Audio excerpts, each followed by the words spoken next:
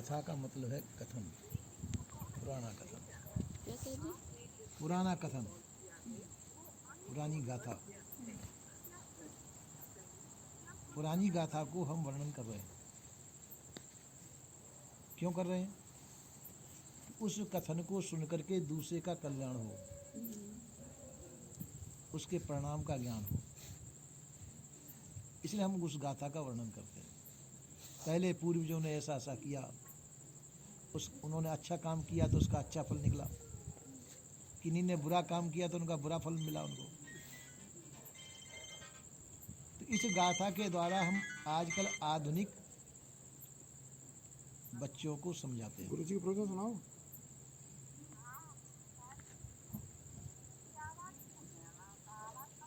आधुनिक जो है विद्यार्थियों को या आधुनिक बच्चों को समझाते हैं कि देखो पहले पहले किसने क्या क्या किया, उसका परिणाम उसको ये भोगना पड़ा। तुम भी बुरा करोगे तो उसका परिणाम तुमको बुरा मिलेगा, अच्छा करोगे तो उसका परिणाम तुमको अच्छा मिलेगा। और व्यक्ति कोई भी अपना बुरा नहीं चाहता है,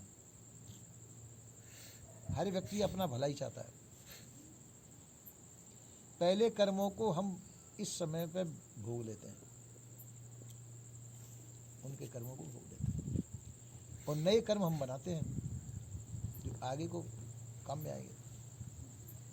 इसी में हमारे अनंतों जन्म खप गए। पहले कर्मों का फल भुगत दिया, पहले जो बने कर्म भोग ले, और अभी जो बनाए कर्म आगे के लिए काम में आ रहे हैं। इन कर्मों के संस्कार ही हमारे अंतःकरण में जमा हो जाते हैं, अब वो हमको भोगने पड़ते हैं। हमको उन कर्मों का फल दुख मिलता है, हम रोते चिल्लाते बिलबिलाते हैं, जो जानकारी नहीं है। और अच्छे फल मिलते हैं उनके कर्मों के, तो हम बहुत खुश होते हैं, हमको सुख है, ऐसा हो गया वैसा हो गया, अपनी खुशी में फूले नहीं समाते हैं। तो ये मनुष्य जीवन जो है दुख और सुख दोनों का सम्मिश्रण है। इसमें दुख भी मिलेंगे और सुख भी मिलेंगे। आप कहेंगे अच्छे अच्छे मिले, वो नहीं हो सकता है। बुरे ही बुरे मिले, वो भी नहीं हो सकता। अच्छा भी मिलेगा, बुरा भी मिलेगा। इसी झपेड़े में हमारी पूरी जिंदगी चली जाती है। क्या करना क्या नहीं करना ये विवेक हमको नहीं हो सकता है। हम संत गुरुजनों के पास में जाते हैं, उनकी शिक्षा ग्रहण करते हैं। संत गुरुजन ये बताते हैं कि ये उचित है या अनुचित है, ये करो ये मत करो। जो श्रद्धावान जीव होते हैं वो उनका कहना मान लेते हैं, तो उनकी आज्ञा अनुसार, उनके बताए मार्ग अनुसार चल करके अपना जीवन कल्याण करते हैं।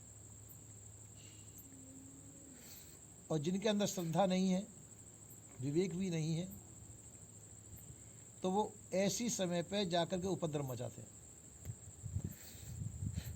जहाँ कथा हो रही हो, जहाँ शुभ उपदेश सुना जा रहा हो, वहाँ वे विघ्न पैदा करेंगे,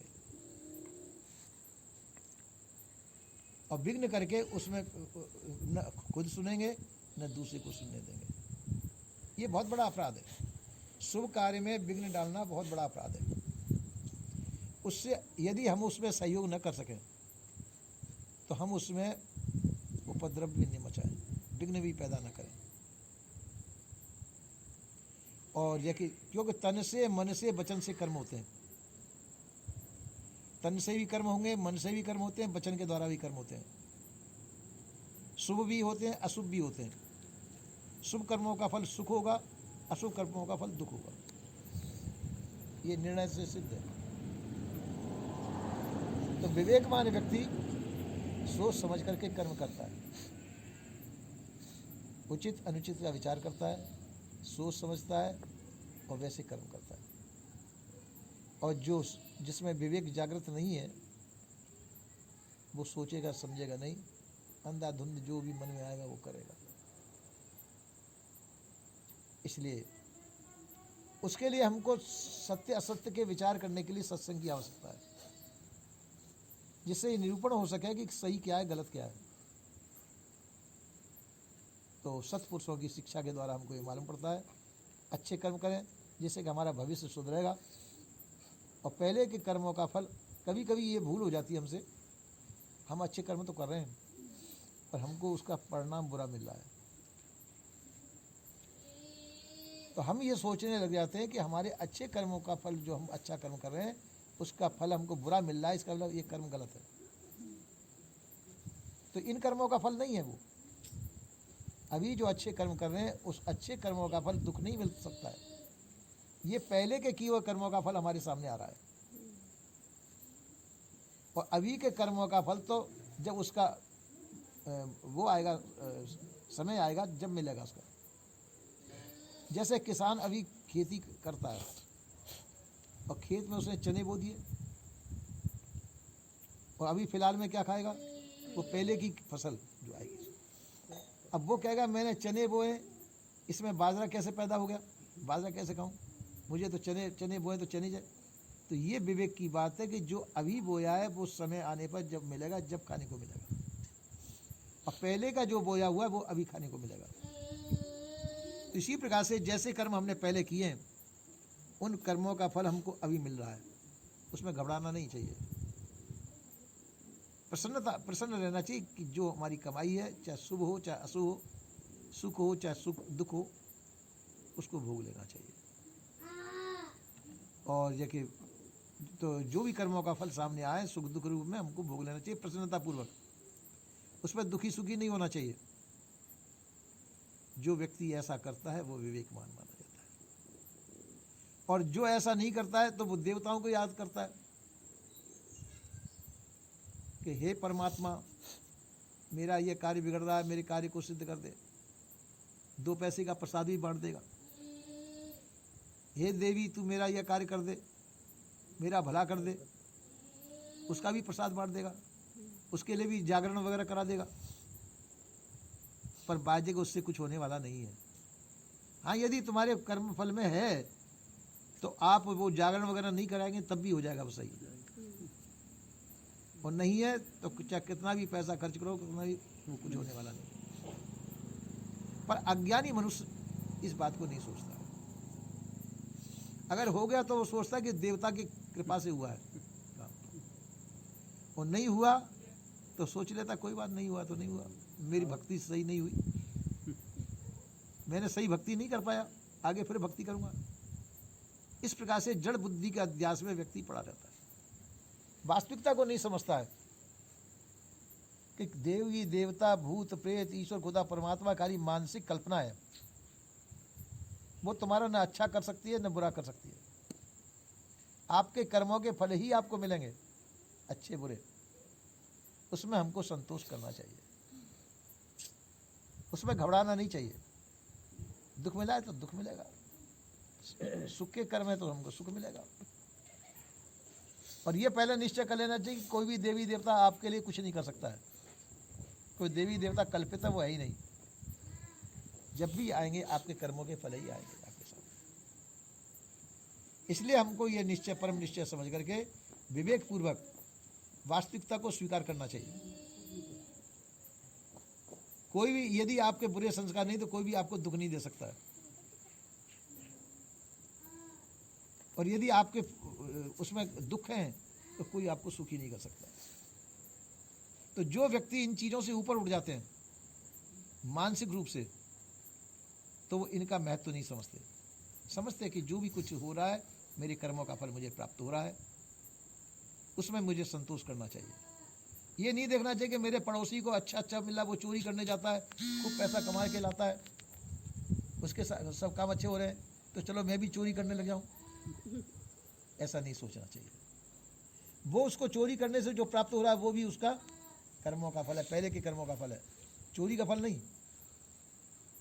पहले के कर्मों के फल से उसको वो धन मिल रहा है, और आपको जो वो कर्म ऐसे नहीं है जिससे आपको वो नहीं प्राप्त हो पाए। इसलिए शुभ कर्मों पे ही विश्वास करना चाहिए, अशुभ कर्मों पे विश्वास नहीं करना चाहिए। जो शुभ कर्म है वही आपको सुख दे सकते हैं, चाहे ठीक है वर्तमान में नहीं देंगे भविष्य में जाके देंगे, जब उसका नंबर आएगा जब देंगे। एक कथा आती है कि भीष्म पिता की कथा आती है, और कर्म का फल ये नहीं कि अगली जन्म में कर्मों का फल मिल जाए, कई जन्मों के बाद में उन कर्मों का फल मिल सकता है। तो भीष्म पितामह की कथा आती है कि भीष्म पितामह ने कृष्ण से पूछा, कृष्ण 100 जन्म मेरे को हो गए और 100 जन्म की मुझे याद है, मैंने कोई भी कर्म ऐसा नहीं किया जो मैं सरसैया पे सो रहा हूँ ये दुख भोगने का, ऐसा कर्म मैंने नहीं किया। मेरे रोम रोम में तीर लगे हुए हैं, उन तीरों की सैया पे मैं सोया हुआ हूँ, ये असह्य पीड़ा मेरे को प्राप्त हो रही है, ये किस कर्म का फल है?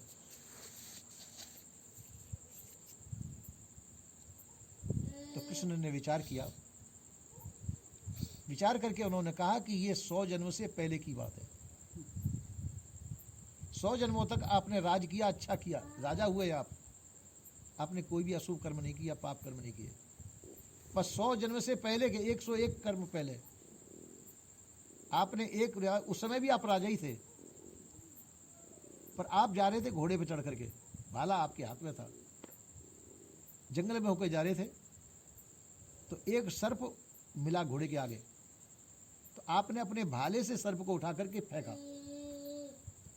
और वो सर्प जाके झरवेरी के पेड़ पे गिरा, झरवेरी के पेड़ पर गिर करके उसके अंदर कांटे लग गए, निकल नहीं सका वो। तो कम से कम 6 महीने में उसके प्राण निकले, 6 महीने तक उस पीड़ा के अंदर उसने अपने वो गए, और 6 महीने के बाद में प्राण पकड़ी उड़े उसके। तो आज उन कर्मों का फल आपको आज मिला है, उन कर्मों का फल आज मिला। ये मैं दृष्टांत आपको दे रहा हूँ, है तो शास्त्रीय दृष्टांत, पर ये समझने के लिए दे रहा हूँ कि ये कोई जरूरी नहीं है कि 4 जन्मों पहले का कर्म अभी मिल जाए, कई जन्मों का पहले का हो सकता है, वो कर्मों का फल हमको प्राप्त हो सकता है, पर वो हमारे किए हुआ। कभी ये नहीं सोचना चाहिए कि हमने ऐसा किया नहीं था, ये हमको फल कैसे मिल रहा है। तो हमारे कर्मों का फल हमको मिलता है। कोई भी देवी देवता भूत प्रेत ईश्वर खुदा परमात्मा की कल्पना मिथ्या है, इस कल्पना से अपने आप को निकाल लेना चाहिए। ये मिथ्या कल्पना नहीं करनी चाहिए, क्योंकि मिथ्या कल्पना करने से मिथ्या विचार हमारे अंदर आते हैं, और मिथ्या विचारों से हमारा चरित्र भी मिथ्या ही बनता है, और वो ज्ञान पे पर्दा पड़ जाता है अज्ञान का, और हम भ्रमित हो जाते हैं। तो इसलिए हम भ्रम में न पड़ें, ये पक्की बात समझें कि हमारे जैसे कर्म होंगे, उन कर्मों का फल ये शरीर है, इस शरीर से उन कर्मों का फल भोगने में आएगा। कोई भी देवी देवता भूत प्रेत हमको कुछ नहीं कर सकता है। कोई भी दुख देगा, कोई व्यक्ति भी दुख देगा, तो वो भी हमारे कर्मों का फल देगा।